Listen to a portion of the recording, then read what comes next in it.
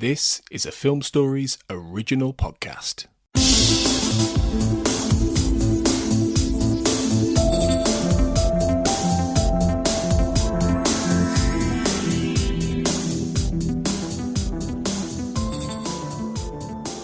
Hello and welcome to the Xcast. Today is episode 40, covering the episodes The Field Where I Died and Sanguinarium. I am your host, Andrew Blaker, and with me is my guest, Clarence Moy. Clarence, how are you today? I'm good, Andrew. How are you? I'm great, thanks. So, excited to cover a couple of these episodes. We are early into Season 4 here on Episode 40. The first episode we're going to cover is Season 4, Episode 5, The Field Where I Died. This episode was written by Glenn Morgan and James Wong, directed by the great Rob Bowman. Mulder's search for an informant inside a doomsday cult leads him to a woman with whom he may have had a connection in a past life. Clarence, what are your views on this episode? You know, I jumped on this episode because it was one of the ones that, as I watched, so a couple of 2 years ago, I guess I did the 201 days of the X-Files. So I watched all 201 leading up to the 10th season. And this is one of the ones that jumped out. You know, season 4 is a fantastic season. I think a lot of people say it's the best overall season. And this is not one that you hear a lot about because it is technically a Monster of the Week story, but it doesn't necessarily feature a monster like the Fluke, like, you know, one that we would come to expect. I like it because it takes chances. It's got one really great performance. It takes an interesting slant on the Mulder character, and it doesn't go where you expect it to go with a doomsday cult. Right. No, this is one of those episodes when I first remember watching it several years back. I wasn't overly impressed with it. It was one that I found kind of forgettable, but rewatching it for several weeks ago in the anticipation of this, it was definitely a stronger episode kind of with when you rewatch it. There's a lot going on in it. And one thing that I thought was really interesting is it was actually, I did a little reading on the episode. It was written, like I said, by Glenn Morgan, James Wong, as a vehicle for the actress Kristen Cloak, who is, of course, playing Melissa Rydell in the episode. She had been the lead on Morgan and Wong's series Space Above and Beyond, which had by this point been canceled. Kristen and Glenn Morgan, rather, would later marry, but it's clear that it's intended as her vehicle. I mean, she is the star of the episode from the get-go, really in several ways eclipsing Mulder and Scully, which is quite an accomplishment for any Monster of the Week story for a role to rise above theirs in a sense. I thought her performance was excellent as someone who is, they're walking the line between what is reincarnation, what is multiple personality disorder. I think she's the standout piece for me of this episode. I would agree. I do sort of struggle with putting a multiple personality disorder plotline and overlaying that with past life. It becomes really confusing, I think, a little bit. There's just a lot going on. I think you could do a past life episode or a multiple personality disorder episode, but I'm not really feeling, I don't think you gain that much by overlaying the two in the same episode. Oh, I'd agree with that. Absolutely. And some of the info now, I mean, obviously this was, 1996, but some of the information now is a little outdated in terms of, Scully spouting off the medical, the psychiatric, diagnoses and criteria and all that. A little outdated watching it, 20 some years later. But I think the critical reviews on this were a bit mixed. Some loved it. Entertainment Weekly notoriously gave it an F. I think that was the only X-Files episode, at least up to that point, that they had given it an F. Yeah, you have to wonder there what's going on in terms of their reaction. Whoever gave it the F, whatever critic was doing the review at the time or whatever. Oh, sure. Yeah. You have to wonder if there's something personal there, because it doesn't deserve an F. It's not the best thing that's ever been put to film for X-Files, but it's not an F. I mean, it just doesn't – it has a lot going for it, and we can certainly dive into that. And I think maybe one of the reasons it has kind of that critical meh to it, I guess, it's not, there's not really an X-File here. I mean, it No. starts out where it looks like there might be, but really it's not. It's more of a vehicle for, like I said, the actress Kristen Cloak as well as David Duchovny. I mean, it's a very emotional episode. I mean, and I thought it was well written, but as a standalone story, I lost interest in it midway through. I guess, Mulder undergoing the regression, past lives, it just, to me, it comes out of nowhere, which, I mean, it's a Monster of the Week episode. It's probably not going to have a lot of bearing down the road, but there were times where I felt it came off a little heavy-handed, the story itself. So I can understand some of the critique there, I guess. Ultimately, I think it's a novel concept. Like I said, it wasn't something that you probably had really seen on television before. Yeah, no, and again, you look at it, you look at the cult symbology used in the house or the compound that they're hiding in. You think it's going to deal more with the cult. You think it's going to deal more with the supernatural leader, but it shifts focus toward the woman played by Kristen Cloak. As you said, her name is Melissa. It focuses on her. It shifts from Ephesian, who is the cult leader, and then it's all about her. And then it's got and I'm probably jumping ahead and spoiling something for the people who haven't seen it. And I'm assuming if you're listening to this, you have seen it. But it has a really difficult ending that I was quite shocked by when I first watched it. Yeah, the ending is definitely not how you expect it to go. And it's very bold to put it out there. And, a lot of parallels can be drawn between this episode and the 1993 Waco siege. And, the cult depicted in this episode mirrors that of David Koresh's cult there in Waco. That's fairly obvious. But yeah, the ending, like you said, is very, it's something. It really is. And it's pretty bold that they went where they did with that. So, like I said, to me, the story wavers, but the ending is very powerful.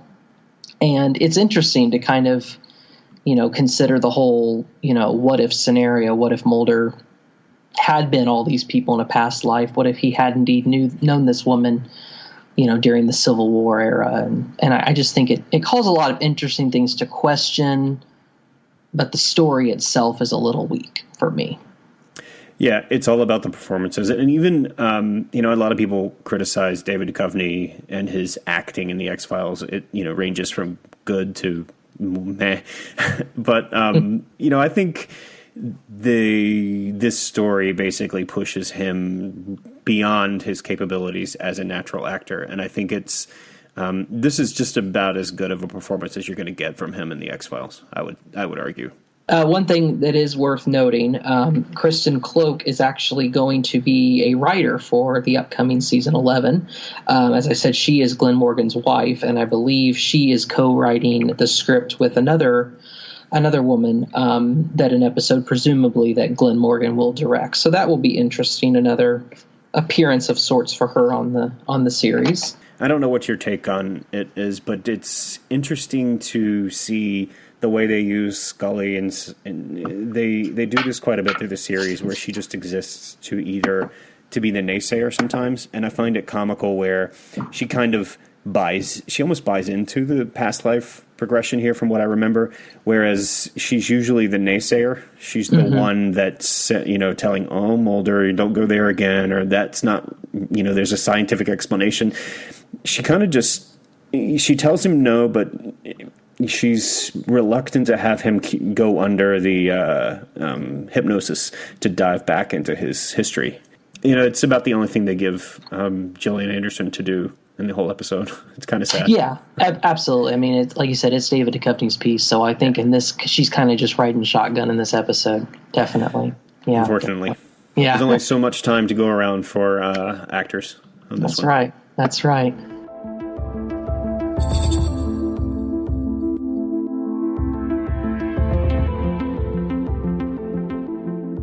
Well, let's move right along then to the episode that aired after it, episode 6 of season 4, Sanguinarium. I hope I'm pronouncing that correctly. This episode was written by Vivian and Valerie Mayhew. It was a spec script that they didn't really have any previous connection with the show.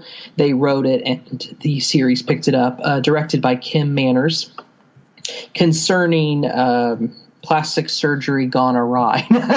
What would you say about this episode?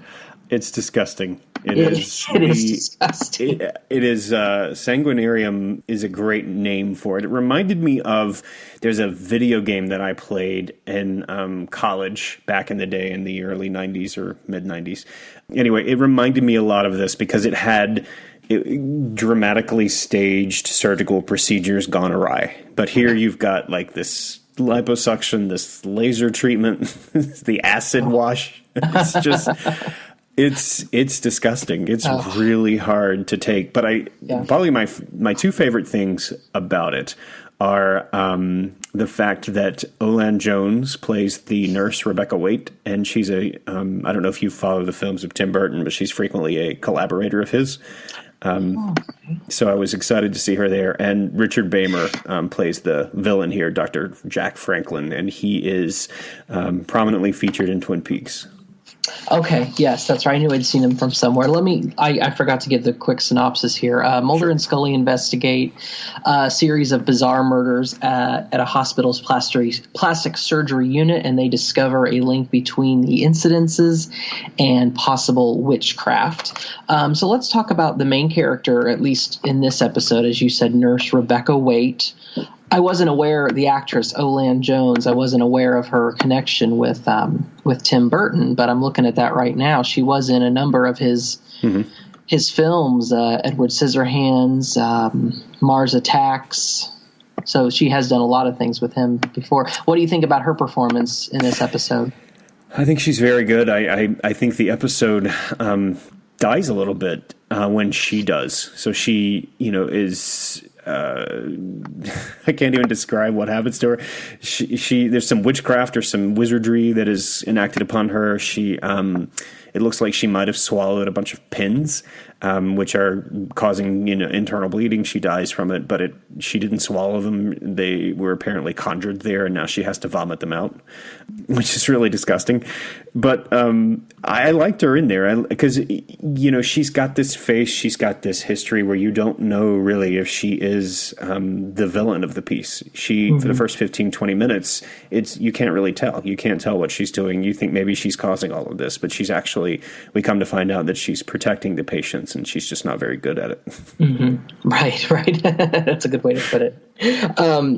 This was actually, I was looking into some trivia, if you will, for the episode. This was another one, just a few weeks earlier, they aired Home, which was obviously probably the most controversial episode aired during the series run. At the time, it was not rerun on Fox until they sold it off to FX for syndication. But this episode also had a run-in with Standards and Practices, and Chris Carter had to get involved. They, of course, rejected to some of the graphic content in the episode.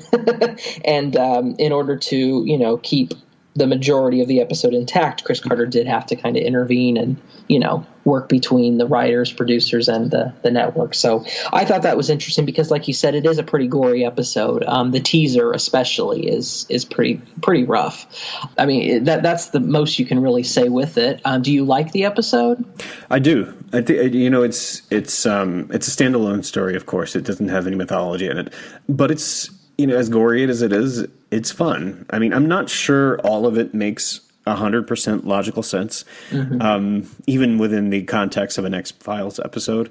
And I'm not sure, just the villain. So the villain of the piece ends up being Richard Beymer as Dr. Jack Franklin, who has, gone through, forgive me if I'm getting this wrong, but he's gone through a couple of hospitals and regenerated his face. So instead of having typically this kind of character is a woman who is obsessed with eternal youth, but this is a man who is committing all these crimes, getting all these souls for eternal youth for himself.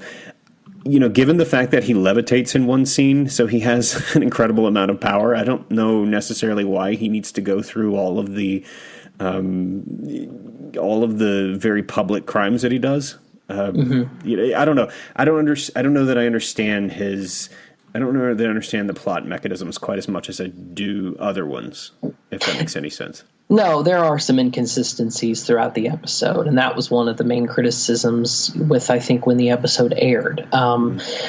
It's very atmospheric. It got the atmosphere right, and it got the gore factor right. But yeah, again, in terms of the story, there are some inconsistencies along the way, and like you said, it's a little hard to follow with, Rebecca Waite, does she not practice witchcraft? And if so, what are the reasons behind it? And, I can imagine this episode was probably controversial to some people who identify as Wiccan, which is basically what she is in the episode. Right. But I like the episode. I think for a standalone, it's pretty strong. I think it captures a lot about what we like about the show, which is the creepiness and at times the goriness. Rewatching it, I can, it did fall. This used to be one of my much higher rated episodes. I don't exactly know what changed. I guess I just grew more critical of the storyline and did see some of the weaknesses that were in it. But I think overall it's a pretty solid entry. And I think the acting in it is pretty good too. So, yeah, another thing that I think is really interesting is the set design. The art direction is really good. You've got that conference room table that has a pentagram on it. And then, of course, the art direction of the operating rooms. It's set up very well, and it looks very appropriately creepy. Sometimes you get, individual episodes of the X-Files that do kind of go the extra mile for set design, and I think this one's really good. Yeah, no, definitely. It's interesting that this comes in the same season as Home, and you just kind of wonder where they were going with the gore. Why they were elevating it so significantly this season. But, it does have the feel of a spec script. I don't think it has necessarily the intelligence or the thought behind a lot of the X-Files best episodes.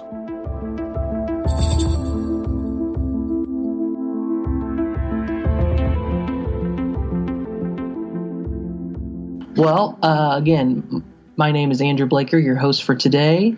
Clarence Moy, thank you so much for joining us today. Thank you very much for having me, Andrew. If you'd like to connect with the X-Cast, we are on Facebook. Our Facebook group is the X-Files Basement. And we are also on Twitter as well, the X-Cast. Join us tomorrow for episode 41, covering the episodes Musings of a Cigarette-Smoking Man and Tunguska. In the meantime, trust no one.